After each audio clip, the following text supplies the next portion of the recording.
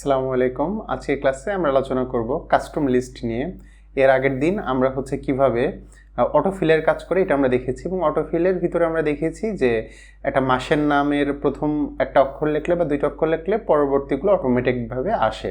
তো এটা ইংরেজি যে মাসের নাম সেই ক্ষেত্রে এটা হয়েছে, বা ইংরেজি যে বারের নাম সেই ক্ষেত্রে হয়েছে। তো আমরা আজকে দেখব যে আমরা আমাদের ইচ্ছা মতো একটা লিস্টের প্রথম নাম লিখব, পরেরগুলো অটোমেটিকভাবে চলে আসবে। তো কাস্টম লিস্টের জন্য আমরা প্রথমে চলে যাব আমাদের মাইক্রোসফট এক্সেলে। ওকে, এক্সেলে চলে যাওয়ার পর আমরা চলে যাব ফাইলে। দেখেন একদম উপরের দিকে দেখলে লেখা আছে ফাইল।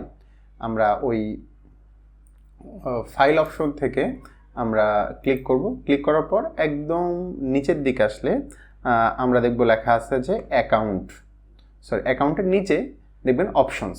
আমরা এই অপশনস বাটনে ক্লিক করব। ক্লিক করার পরে আমরা এইরকম একটা এক্সেল অপশন দেখতে পারবো। তো এইরকম একটা এক্সেল অপশনের আমরা চলে যাব। এখানে বেশ কিছু অপশন আছে, তার মধ্যে অ্যাডভান্স এই অপশনটাতে আমরা অ্যাডভান্সে ক্লিক করব। অ্যাডভান্সে ক্লিক করার পর আমরা একদম নিচের দিকে চলে আসব।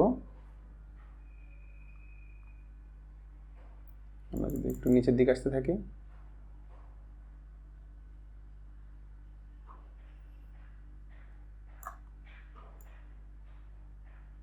দেখব লেখা আছে এডিট কাস্টম লিস্ট।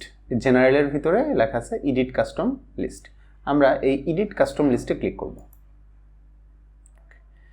লেখার পর লেখা আছে কাস্টম লিস্ট। এখানে লেখা আছে লিস্ট এন্টিটি। তো এইখানে অ্যাকচুয়ালি আমরা আমাদের লিস্টের ভিতরে কি কি থাকবে আমরা লিখতে চাই। ধরেন এইখানে ইংরেজি মাসের নাম, তারপরে ইংরেজি বারের নাম, এইগুলো শর্ট ফর্ম এবং ফুল ফর্ম এইখানে দেওয়া আছে 4টা লিস্ট। তো আমি চাচ্ছি যে আমি বাংলা যে বারগুলো, এই বারগুলো লিখতে চাই।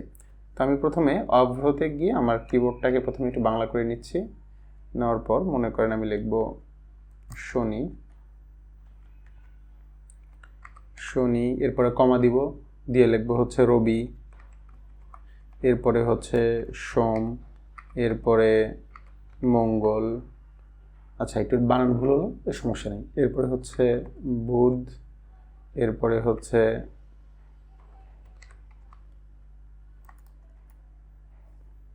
বৃহ, এরপরে শুক্র। ওকে, সাপোজ আমি এরকম একটা লিস্ট তৈরি করলাম। তো এই লিস্টের মেইন কাজ আমি যখন শনি লিখে আমার যে কার্সরটাকে মার্ক করে নিচের দিকে নিয়ে আসলেই রবি, সোম, মঙ্গল, বুধ, বৃহস্পতি এটা অটোমেটিকভাবে লেখা হয়ে যাবে। তো আমি এটা করার পর অ্যাডে ক্লিক করব। অ্যাডে ক্লিক করলে দেখেন আমার এই লিস্টটা এখানে সুন্দর করে চলে আসলো। তো এইভাবে আমরা চাইলে একের পর এক নিউ লিস্টে ক্লিক করে করে নতুন করে লিস্ট বানাতে পারবো। যদি আমি এটাকে চিন্তা করি যে আমার 5 জন ফ্রেন্ডের নাম লিখব, আমি এইভাবে লিখতে পারি। ধরেন আমার প্রথম ফ্রেন্ডের নাম রায়হান, দ্বিতীয় নাম রাজন, ওকে, এরপর অনিক, এরপরে রামেজ, ওকে, এরপরে রফিক। জাস্ট এরকম আমি 5 জনের নাম লিখলাম। তো আমি যখন রায়হান লিখে নিচের দিকে টানবো তখন রাজন, ওয়ানিক, রামেজ, রফিক এই নামগুলো অটোমেটেডভাবে চলে আসবে। জাস্ট অ্যাড করে দিলাম। এইরকম চাইলে আমরা ইচ্ছা মতো যে কোনো নাম, বার, যে কোনো কিছু জাস্ট আমরা কমা দিয়ে এরকম একটা লিস্ট, কাস্টম লিস্ট তৈরি করতে পারবো। এখন আমরা জাস্ট ওকে বাটনে প্রেস করব। প্রেস করার পরে আমরা এরকম নর্মাল উইন্ডোতে চলে আসলাম। আমি একটু জুম করি। আচ্ছা দেখেন আমরা যে দেখলাম ওইটা একটু টেস্ট করি। প্রথমে আমরা লিখবো শনি,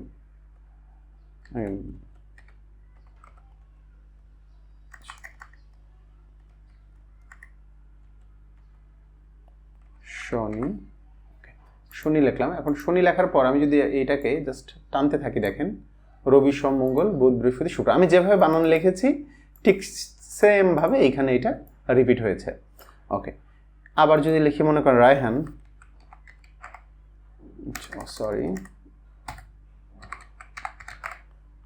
রায়হান লেখার পর যদি এটাকে টানি, দেখেন ওই যে নামগুলো আমি লিস্টে লিখেছিলাম প্রথমে এই পর্যন্ত আসছে, এটা আবার নতুন করে রিপিট হয়েছে, আবার আসছে, আবার রিপিট হয়েছে।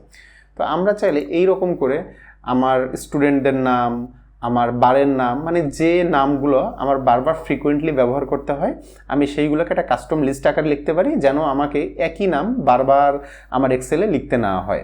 তো এইভাবে আমরা চাইলে আমাদের নিজের কাজের সুবিধা অনুযায়ী আমরা এরকম কাস্টম লিস্ট তৈরি করতে পারবো। তো নেক্সট ভিডিওতে অন্য কোনো টপিকে আবার কথা হবে। ধন্যবাদ।